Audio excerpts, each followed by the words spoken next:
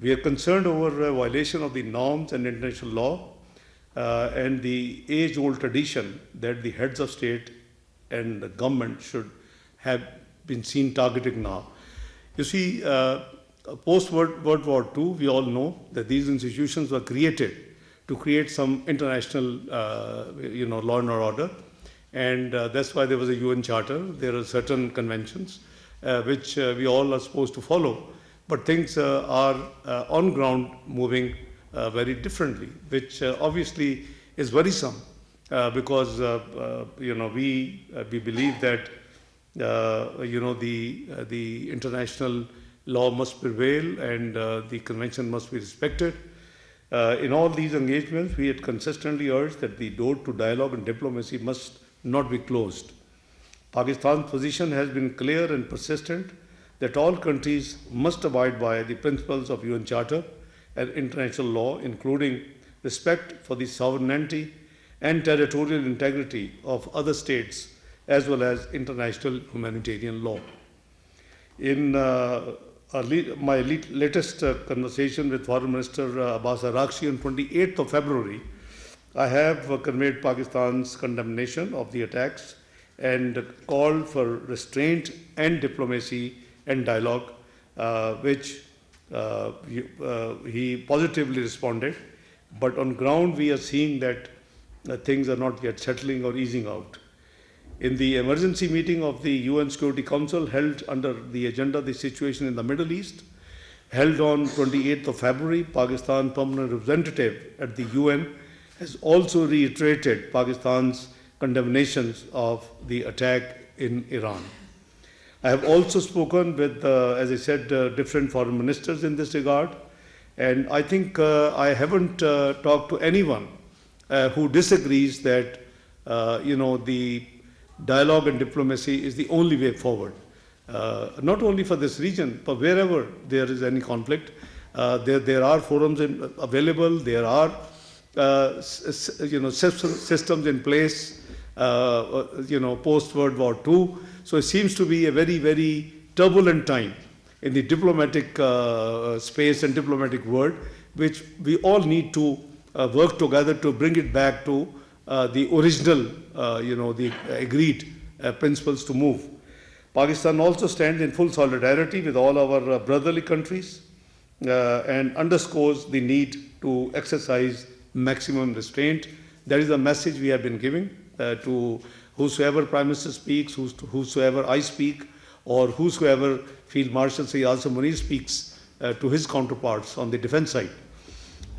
We acknowledge that the main target of Iran's retaliatory strikes were in self-defense, but Pakistan deeply regrets and condemns these strikes on the brotherly countries, including Saudi Arabia, Bahrain, Jordan, Kuwait, Qatar, and UAE, and Oman. We can't have double standard. As I said, that we were the first ones. I was in Saudi Arabia, and the moment I got this news, my office, I talked to them, and they issued more of a statement condemning it. But within no time, we then found a number of attacks, obviously in self-defense, but that compounded and complicated the situation on ground.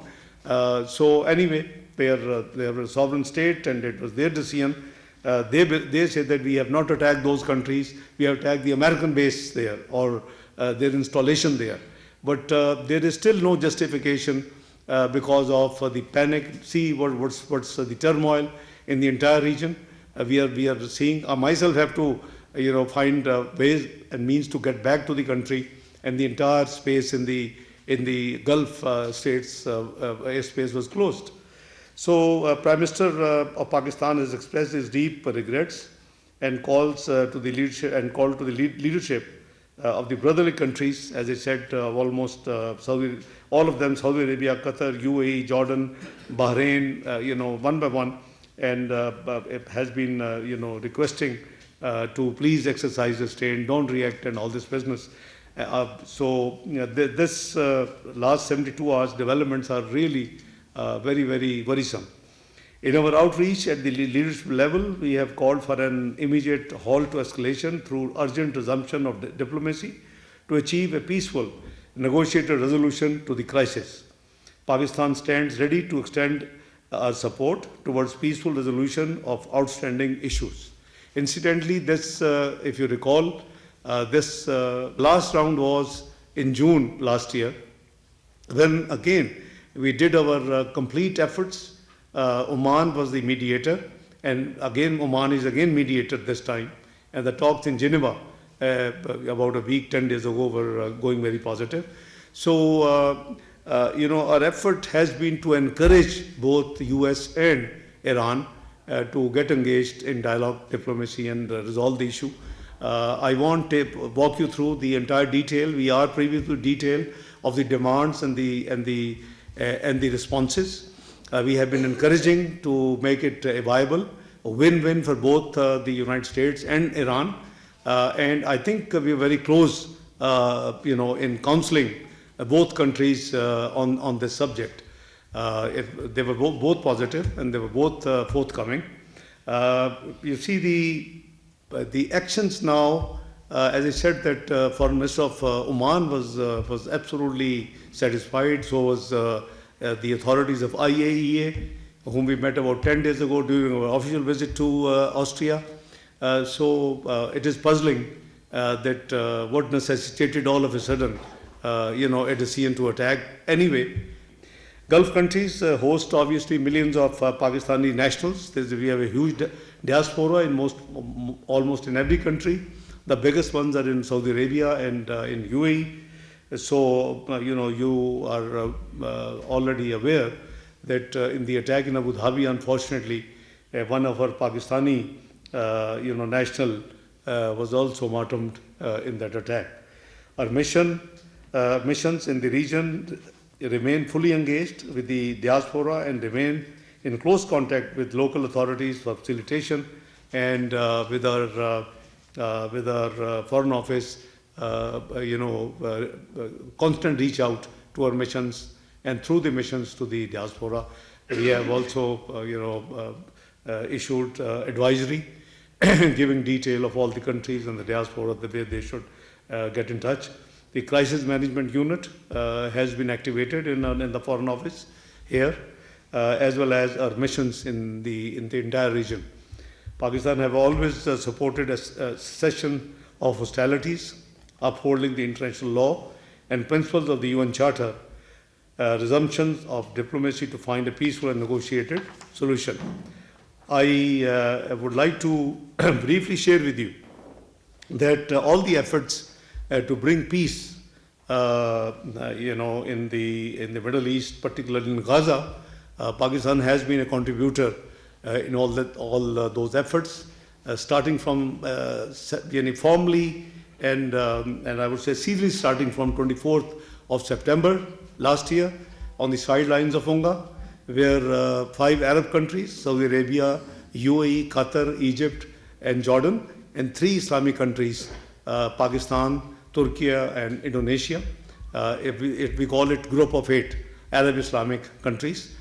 We had very meaningful engagement with President Trump on 24th of September. That was the only thing visible on the media. The rest of the efforts which followed that meeting obviously were off media. And that's which led ultimately, because it was decided that the 8 foreign ministers of the 8 countries who had dialogue on the sidelines of UNGA with President Trump and his team, and the agenda was only one, and that was bringing peace back to Gaza, settlement of the issue, and unhindered flow of human assistance, humanitarian aid, as well as the ceasefire immediate. Although we know that it led to Sharm el-Sheikh, the peace agreement signing, followed by in Davos, where the Board of Peace, signing took place, and now 19th of February, we had Board of Peace first inaugural meeting. So all these been attended by Prime Minister of Pakistan, and I accompanied him, and I think the things were showing very positive progress. We appreciate the efforts made by all concerned, particularly 7 other brotherly countries who have made equal effort with us to bring the Gaza issue to that point. I must also share with you that UK held, I think, very timely meeting in the UN Security Council. They had presidency this month, and I was invited by my counterpart, Excellency Ebert Coopers, to attend the UN Security Council meeting, which was a day prior to the Board of Peace meeting on 19th of February. It was 18th of February, and I especially flew from Austria to attend that meeting, in New York. And our statement was very, very clear. It is on record, and it is available on the website of Ministry of Foreign Affairs of Pakistan. You can just go through and, frankly, we don't mince words. And we call spade a spade. And wherever, principle demands, we do act accordingly. We have excellent relationship. We have great relationship with China. We have very good relations with the current administration of the United States. We have great relations with all brotherly countries. But I think unless we all believe and act accordingly, that the international law and the UN Charter and the conventions are to be respected and followed, I think then there will be no peace any part of the world. Maybe this time this region. Earlier, I remember last year we had the presidency in July. We on purpose selected the theme for debate, which I chaired in UN Security Council meeting, was multilateralism, peaceful settlement of disputes. And I think UK also deserves compliments by picking the almost same subject on 18th of February, the peace process in the Middle East, including Palestine. So I think these efforts need to be complemented. We should all get strengthened. We should all get united. And I'm sure the sense will prevail, and these institutions can surely work very effectively.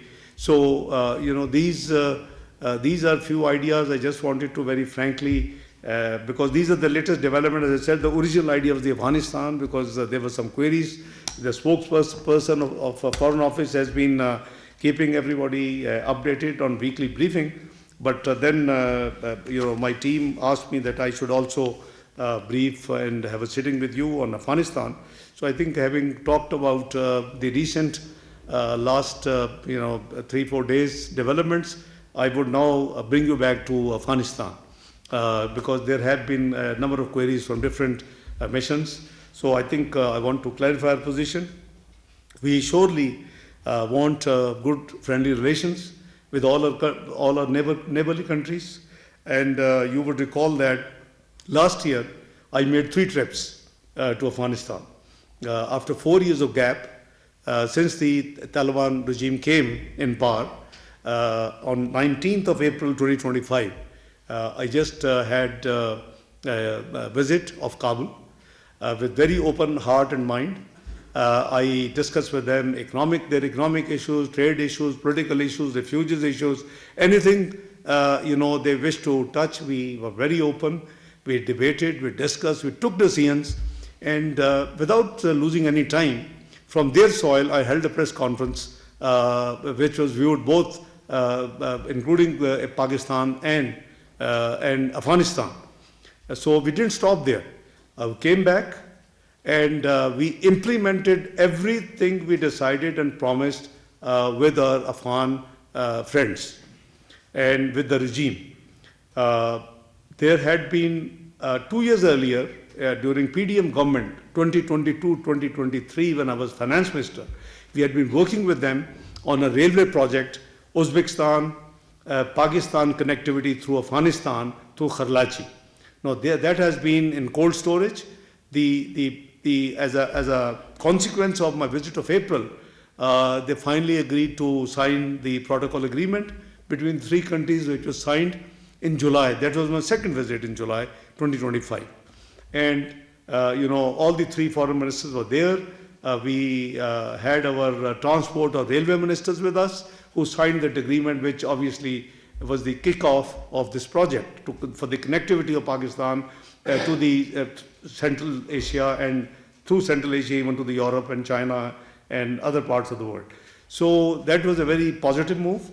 That was followed by a trilateral meeting in August last year, where Foreign Minister Wang Yi, myself, and Mr. Muttaqi held the meeting, trilateral meeting. We have a trilateral forum, China, Pakistan, Afghanistan.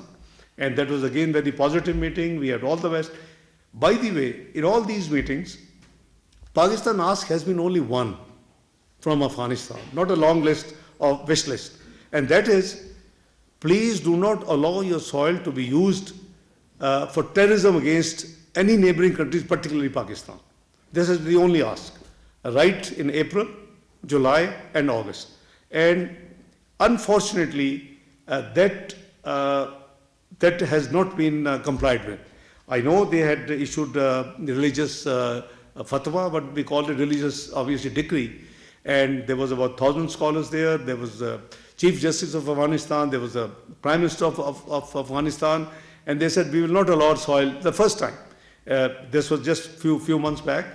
But there is no very verifiable actions which should have actually endorsed that fatwa is being implemented. And, the things have been going fairly hot, in the recent past.